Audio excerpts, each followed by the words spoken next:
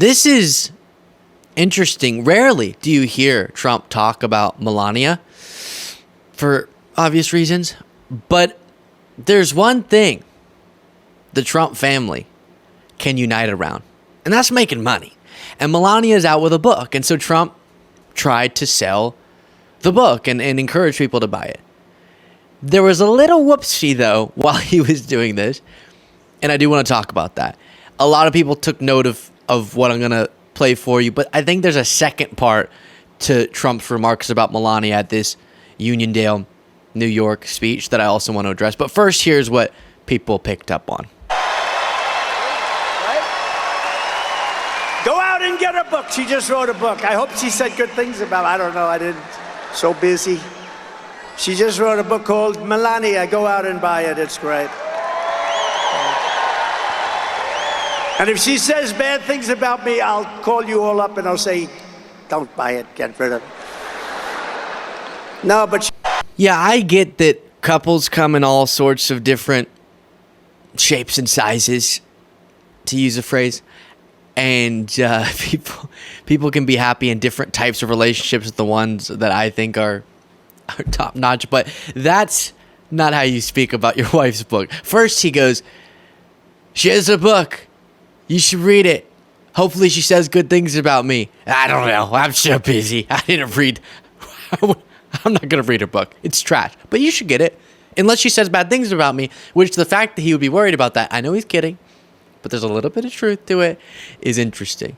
You do have people in the comments pointing this out. Jojo from Jersey saying, how does he know it's great if he admitted at least twice in the same clip that he hasn't read it? It's a fantastic book, but I would not waste time reading it. You can tell me if she trash talks me. We are so appreciative of the thousands and thousands of people who've been subscribing every single day. So let's keep it going. Our race to 1 million subscribers. We're getting so close. Any of you who haven't already, please do click that subscribe button. Back to the video. Before showing other moments where he talks about Melania and the part that I think is just as interesting, remember that she just posted this video to promote her book. Why do I stand proudly behind my nude modeling work? The more pressing question is, why has the media chosen to scrutinize my celebration of the human form in a fashion photo shoot? Are we no longer able to appreciate the beauty of the human body?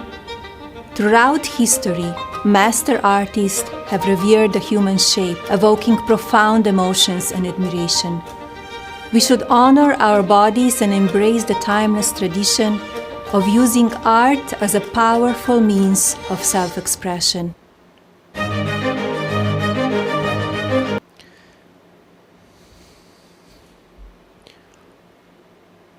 What?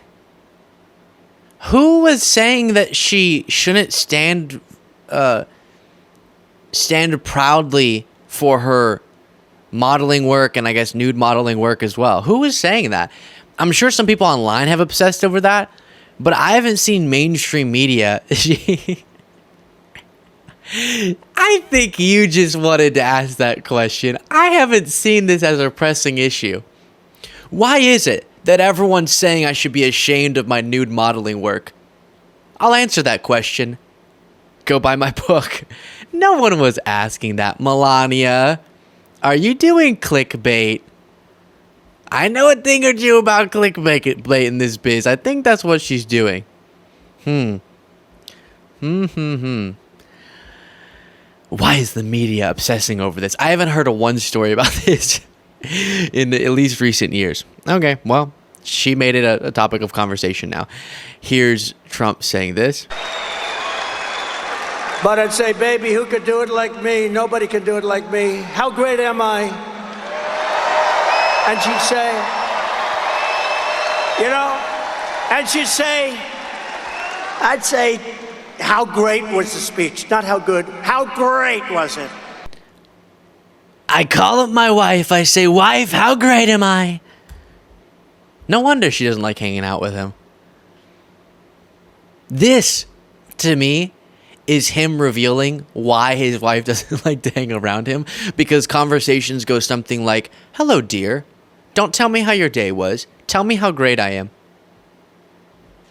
he was really on this "I'm the greatest of all time" deal. So I'd call up my wife and I'd say, baby, who could draw crowds? Nobody can draw crowds like me. Nobody, not even close. I'm the greatest of all time, maybe greater even than Elvis, because Elvis had a guitar. I don't have a guitar. Elvis had a guitar. I don't have the privilege of a guitar.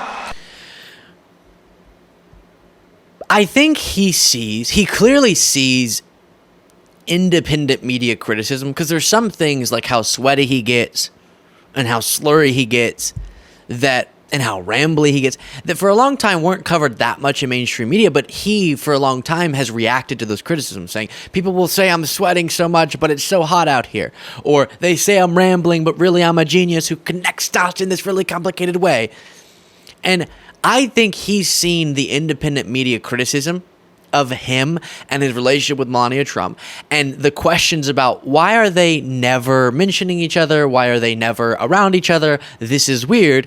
And so he's trying to bring her into his storytelling. I talk to my wife. I call her up, LukeBeasleyMerch.com for the sticker. And I call her. I say, am I the greatest of all time? Melania, you still there? And that's not exactly what people want to hear in terms of your conversations with her. We'd like to know that you have normal human discussions and not, I call her only when I'm feeling insecure about the size of my crowds. And as Obama said, the size of my crowds. And I call her begging her to tell me that the size is perfectly acceptable. It's perfectly close to average, Donald.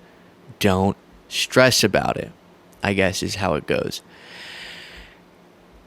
And he did say this at the same speech. Patriotic New Yorkers must get your asses out to vote. Gotta get up. Gotta get up. Harry, get up, Harry.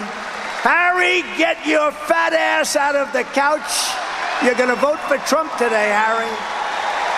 Get up, Harry. Come on, let's go. Who's Harry? I want to clarify something. In light of recent clips, meaning that one, I want to clarify something for all of you, and then we'll watch Giuliani having an interesting moment.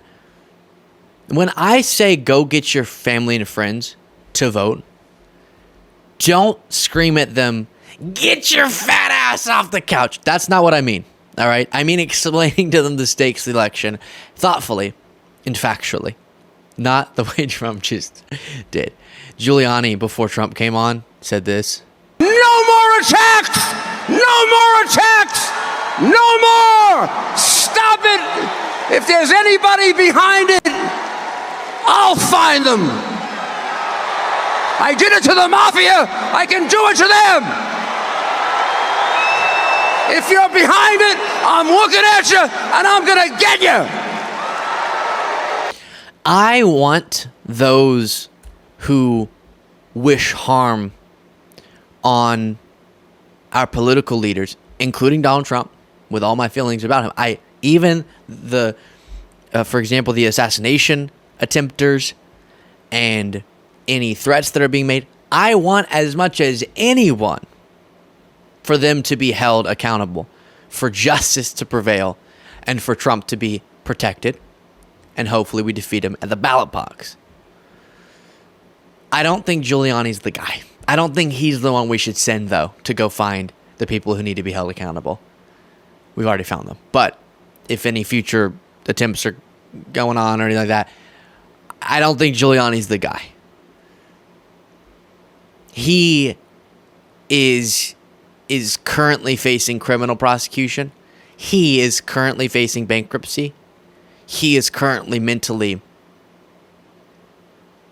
in a tough spot.